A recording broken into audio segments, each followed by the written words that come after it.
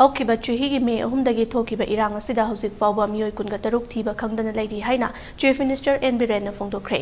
ꯍꯧꯖꯤꯛ ꯆꯠꯊꯔꯤꯕ ꯃꯅꯤꯄꯨꯔ ꯂꯦꯖꯤꯁꯂꯦꯇꯤꯚ ꯑꯦꯁꯦꯝꯕ꯭ꯂꯤꯒꯤ ꯅꯨꯃꯤꯠ 8ꯅꯤ ꯆꯟꯕ ꯉꯁꯤ ꯑꯔꯣꯏꯕ ꯅꯨꯃꯤꯠꯇ ꯑꯣꯄꯣꯖꯤꯁꯟ MLA ꯀꯦ ꯃꯦꯘꯆꯟꯗ꯭ꯔ ꯑꯃꯗꯤ MLA ꯑꯣ ꯁꯨꯔꯖ ꯀꯨꯃꯥꯔꯅ ꯍꯪꯂꯛꯈꯤꯕ ꯋꯥꯍꯪꯒꯤ ꯄꯥꯎꯈꯨꯝ ꯄꯤꯔꯗꯨꯅ ꯆꯤꯐ ꯃꯤꯅꯤꯁꯇꯔꯅ ꯃꯈꯥ ꯇꯥꯅ ꯍꯥꯏ ꯂꯝꯗꯝ ꯑꯁꯤꯗ ꯍꯧꯖꯤꯛ ꯊꯣꯛꯂꯤꯕ ꯏꯔꯥꯡ ꯑꯁꯤꯒꯤ ꯃꯅꯨꯡꯗ ꯃꯤꯑꯣꯏ ꯄꯨꯟꯅ 34 ꯃꯥꯡꯈꯤꯕꯒꯤ ꯔꯤꯄꯣꯔꯠꯁꯤꯡ ꯂꯩꯈꯤ꯫ ꯃꯁꯤꯒꯤ ꯃꯅꯨꯡꯗ ꯃꯤꯑꯣꯏ 16 ꯊꯤꯕ ꯈꯪꯗꯅ ꯂꯩꯔꯨꯔꯕ ꯃꯇꯨꯡ ꯁꯤꯅ ꯐꯪꯈꯤ, ꯃꯤꯑꯣꯏ 9 ꯑꯃꯗꯤ ꯇꯨꯡꯗ ꯍꯤꯡꯅ ꯐꯪꯈꯤ꯫ ꯍꯧꯖꯤꯛ ꯐꯥꯎꯕꯒꯤ ꯑꯣꯏꯅ ꯃꯤꯑꯣꯏ 19 ꯑꯃꯗꯤ ꯊꯤꯕ ꯈꯪꯗꯅ ꯂꯩꯔꯤ ꯍꯥꯏꯔꯗꯨꯅ ꯍꯧꯖꯤꯛ ꯊꯤꯕ ꯈꯪꯗꯅ ꯂꯩꯔꯤꯕ ꯃꯤꯑꯣꯏꯁꯤꯡ ꯑꯁꯤꯒ ꯃꯔꯤ ꯂꯩꯅꯅ ꯀꯦꯁ ꯄꯥꯏꯔꯤꯕ ꯑꯦꯖꯦꯟꯁꯤꯁꯤꯡꯅ ꯊꯤꯕꯒꯤ ꯊꯕꯛ ꯀꯟꯅ ꯆꯠꯊꯔꯤ ꯍꯥꯏꯔꯗꯨꯅ ꯊꯣꯛꯂꯤꯕ ꯏꯔꯥꯡ ꯑꯁꯤꯗ ꯃꯤꯑꯣꯏ 9,955 ꯑꯁꯣꯛ ꯑꯄꯟ ꯅꯪꯈꯤ꯫ ꯃꯁꯤꯒꯤ ꯃꯅꯨꯡꯗ ꯃꯤꯆꯝ ꯄ꯭ꯔꯖꯥ ꯃꯤꯑꯣꯏ 1,918, ꯁꯤꯀ꯭ꯌꯨꯔꯤꯇꯤ ꯐꯣꯔꯁ 19 ꯑꯃꯗꯤ ꯁ꯭ꯇꯦꯠ ꯄꯨꯂꯤꯁ ꯐꯣꯔꯁ 49ꯅꯤ ꯍꯥꯏꯅ ꯐꯣꯡꯗꯣꯛꯈꯤ꯫ ꯑꯁꯣꯛ ꯑꯄꯟ ꯅꯪꯂꯕ ꯃꯤꯑꯣꯏꯁꯤꯡꯒꯤꯗꯃꯛ ꯂꯩꯉꯥꯛꯅ ꯄꯥꯡꯕ ꯌꯥꯕ ꯃꯇꯦꯡꯁꯤꯡ ꯄꯥꯡꯗꯨꯅ ꯂꯥꯛꯂꯤ, ꯃꯈꯥ ꯇꯥꯅꯁꯨ ꯄꯥꯡꯈꯤꯒꯅꯤ ꯍꯥꯏꯅ ꯐꯣꯡꯗꯣꯛꯈꯤ꯫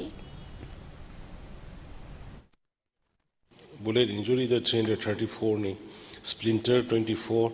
other injuries 1,207. Kanoda yam kana serious oiba hujimaki oina ekhoi da lakpasing de koi mateng chu pange aduga madugi serious oiba yamna disable oiba yaba madu kayano haibadu in the data hujima in offense da leite adu ekhoi government gi oina ekhoi sugumba thoning da thodok ja asopan nangiba singse moida ekhoi financial assistance पीरगसु lie PMJSY PMEOI की अदगी CMST की अदु नतबा दरकार लेबसिंग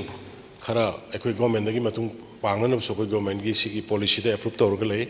अदुगा हुजिकी honourable member ना हाइबिरिबा दो एकोई दा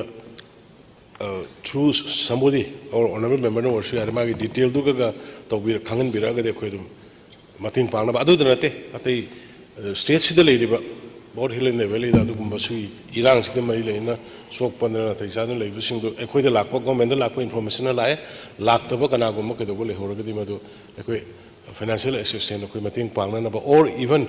मोइगी कइगुम्बा disable ओर मगदि मागी life to क्रमाइना एकोई मदुगी rehabilitate तौनब तौबदुगी एकोई scheme सबसाना लई अदो हाउसिंग खुतांगदा मयाम पुनमक्ता मेंबर ना हंगपा क्वेश्चन सि खुदोंग चाबलोगे मयाम थम